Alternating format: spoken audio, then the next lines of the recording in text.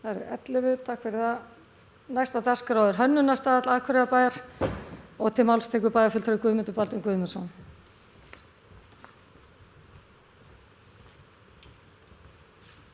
Forseti, ágætu bæjarfulltrúar.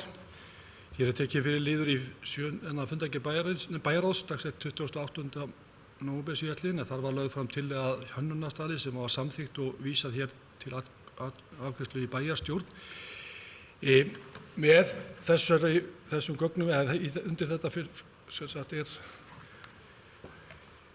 ágætt yfirlit yfir hennan hönnunarstaðal eða þessi vinna sem hefur unnin og ég vil byrja á því að bara hrósa þeim starfsmönnum sem hafa komið að þessari vinnu vegna þess að þarna er verið að reyna að samræma hjá okkur allt útlit og efni sem fer frá okkur og þarna er verið að fjalla alls konar eins og sjá má í þessar greinargerð sem fylgir með þessu. Þarna er verið að tala sögumerkisins og síðan er farið út í sérstaka hátíðaútgáfu.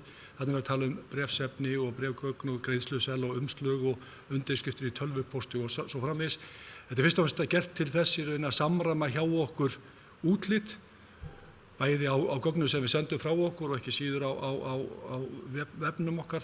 Þannig að þarna er verið í raun að vinna með þá reglurnar sem voru hér ræddar áðan og útfæra það hvernig við í rauninni birtum okkar gögn með merkin okkar.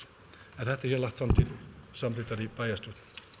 Bæjarfulltrúi Guðmundur Baldvin Guðmundsson lokið máli sínu, orðið er laust sem enginn hefur hvað sér hljóðst sem geta samþykkt reglum hönnunarstaðla sem gefur merki.